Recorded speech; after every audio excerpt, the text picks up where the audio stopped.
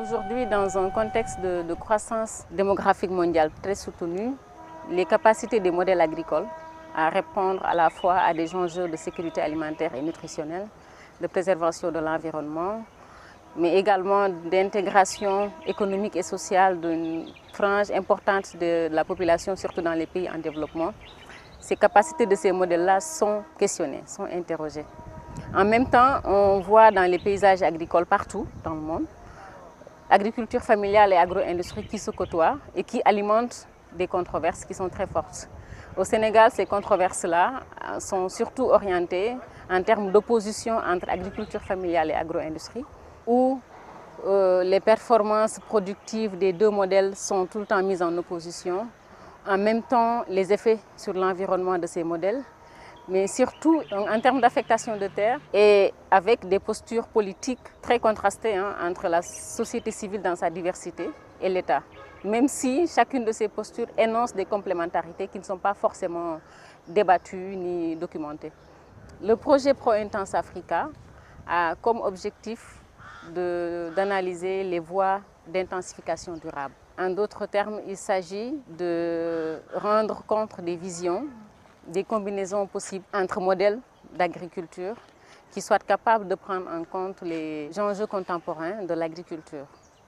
Et sur le terrain sénégalais, le delta de la vallée du fleuve Sénégal, nous avons questionné le processus d'acquisition de terres par les agro-industries à capitaux étrangers. Nous avons également interrogé les interactions entre les acteurs qui étaient en jeu à différentes échelles. On peut signaler que dans le delta de la vallée du fleuve Sénégal, l'installation de l'agro-industrie n'est pas récente. C'est une dynamique qui date plutôt des années 70, même si elle a été accélérée à partir des années 2000, du fait en partie d'un État libéral qui a promu les investissements privés, parce que considérant qu'ils doivent jouer un rôle moteur dans la relance de l'agriculture.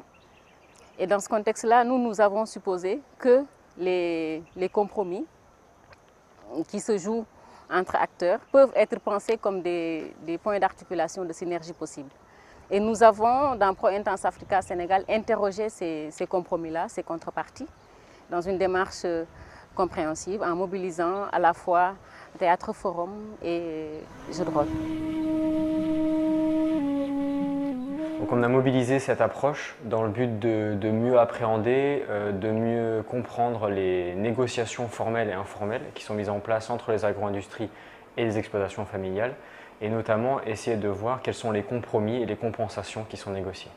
On a donc organisé un atelier à Saint-Louis, à l'université Gaston Berger, où on a convié des représentants d'exploitations familiales, des représentants d'agro-industrie, à venir négocier, en tout cas sur la base d'un cas fictif, l'aménagement d'un territoire.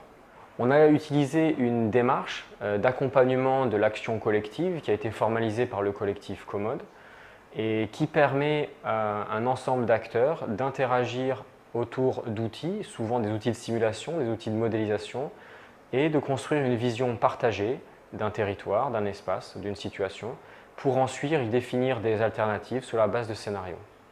Le jeu de rôle que nous utilisons ici s'appelle Terry Stories et a été créé par Patrick Daquino, un chercheur du CIRAD. Donc au niveau du plateau de jeu, qui est aussi notre support de simulation, il représente une situation générique avec un zonage de différentes pratiques agricoles. On a donc l'agro-industrie jusqu'à l'élevage pastoral. Cet effort d'abstraction est volontaire de notre part et permet de prendre un certain recul par rapport à une situation vécue et ainsi d'éviter que les échanges se cristallisent sur des tensions qui soient présentes ou passées. Le choix des participants lors d'une démarche participative est important. Et les 4 plateaux que nous avons sont joués en parallèle. On a 2 plateaux pour les localités du delta du fleuve Sénégal, 2 plateaux pour des localités au niveau du lac de Guiers. Et ces localités ont été choisies pour correspondre à des lieux qui ont connu l'arrivée récente d'agro-industrie sans que cela n'ait généré trop de conflits. Donc le fait d'avoir autant de plateaux nous permet d'un côté d'avoir cette diversité au niveau géographique, mais aussi d'intégrer une différence au niveau des acteurs. Donc on a 2 plateaux par localité et ça permet donc de séparer des participants ayant eu des expériences de négociation avec des agro-industries de participants qui n'ont jamais eu d'expérience de négociation. Et donc sur chaque plateau, on a 9 joueurs, un représentant d'agro-industrie qui va jouer son propre rôle, et on aura aussi 4 agriculteurs et 4 éleveurs qui joueront un rôle d'exploitant familial. Sur le plateau, lors du jeu, dans le déroulement du jeu, on a donc des joueurs qui positionnent des activités. Les joueurs ayant un rôle d'exploitation familiale vont donc positionner des activités agricoles sous différentes formes d'agriculture ainsi que différentes formes d'élevage. Ils vont se retrouver en concurrence pour l'espace avec l'agro-industrie qui, lui, souhaite étendre ses activités pour plus de production ou autre, à lui de définir. L'investisseur agro-industriel a un ensemble de choix à réaliser. Il a une stratégie à mettre en place, une stratégie d'investissement et des choix. Ces choix vont avoir des impacts, que ce soit des impacts sur le territoire ou des impacts sur les paysans qui vivent sur ce territoire. À lui de discuter, ou en tout cas de moduler, les contreparties et compensations, les modalités de négociation qui seront mises en place. Nous allons suivre les offres de l'agro-industrie, les demandes de compensation, les demandes d'accompagnement par les représentants d'exploitation familiale et essayer de voir quels vont être un petit peu les échanges et comment les échanges vont évoluer et vers quel compromis nous allons nous diriger. Nous allons aussi nous focaliser sur des questions plus générales liées à la durabilité et notamment voir si l'investissement agro-industriel va permettre la durabilité des pratiques agricoles par les exploitations familiales. Le théâtre forum est une forme de théâtre participatif issue du théâtre de l'opprimé. Lors de la représentation d'une pièce de théâtre forum, on peut distinguer 3 grandes étapes. Une première étape au cours de laquelle des comédiens jouent une histoire inspirée de faits réels et qui souligne la complexité d'une situation et notamment les relations de tension entre différents personnages. Deuxième étape, un animateur interpelle ensuite le public pour que celui-ci exprime ses ressentis, ses interprétations de ce qui lui a été présenté. Et enfin, une troisième étape, le forum, au cours duquel le public est invité à proposer des pistes de solutions pour résoudre les tensions présentées, au travers notamment de remplacements d'acteurs. Dans le cadre du projet Pro-Intense Africa, la pièce de théâtre forum qui a été construite représente différentes modalités de négociation des contreparties entre agro-industrie et communautés rurales qui ont pu être observées sur le terrain. L'utilisation du théâtre forum dans le projet, en complément d'un jeu de rôle, avait pour objectif notamment de répondre à l'une des critiques encore souvent adressées au dispositif participatif, à savoir que ceci élude les relations de pouvoir entre les acteurs impliqués.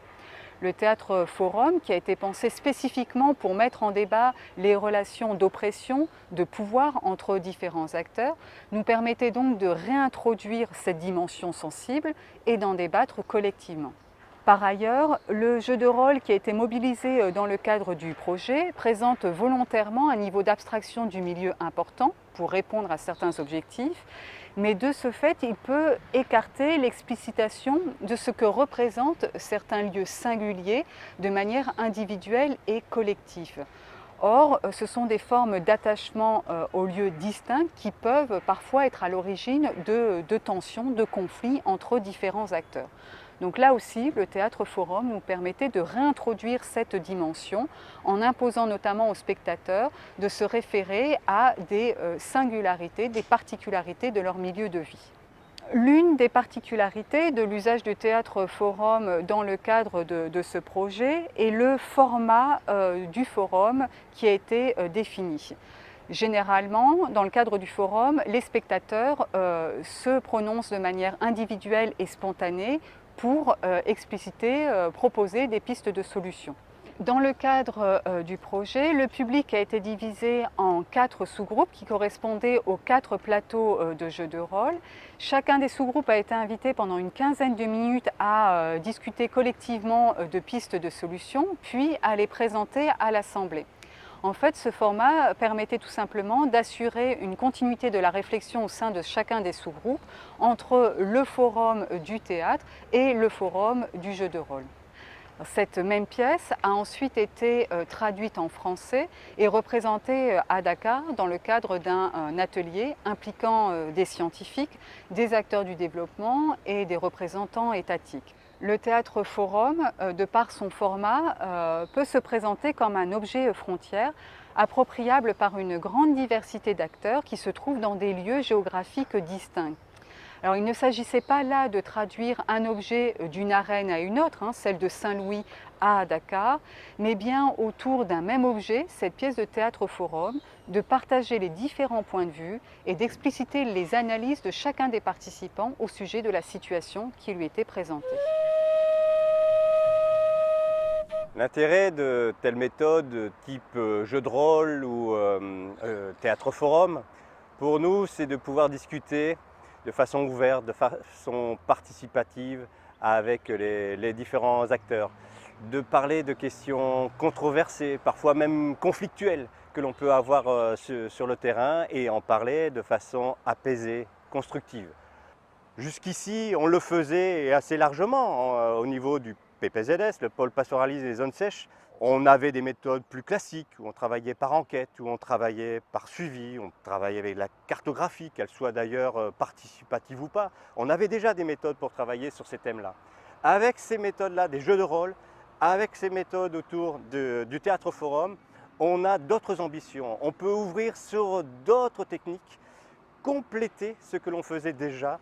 L'idée, c'est de pouvoir, avec les acteurs, de pouvoir construire, de pouvoir mettre en place une argumentation qu'ils vont pouvoir défendre devant d'autres instances, au niveau local, au niveau national, voire au niveau régional, que ce soit des questions au niveau du foncier, sur les questions autour de quelle agriculture on veut demain, que ce soit l'agriculture familiale, que ce soit l'agro-industrie, que ce soit les questions d'intensification, que ce soit les questions qui tournent aujourd'hui autour du changement climatique, on va pouvoir réfléchir d'une façon plus globale sur ce que l'on veut pour demain, quelle prospective, quelle perspective on veut pour les différents territoires sur lesquels on travaille.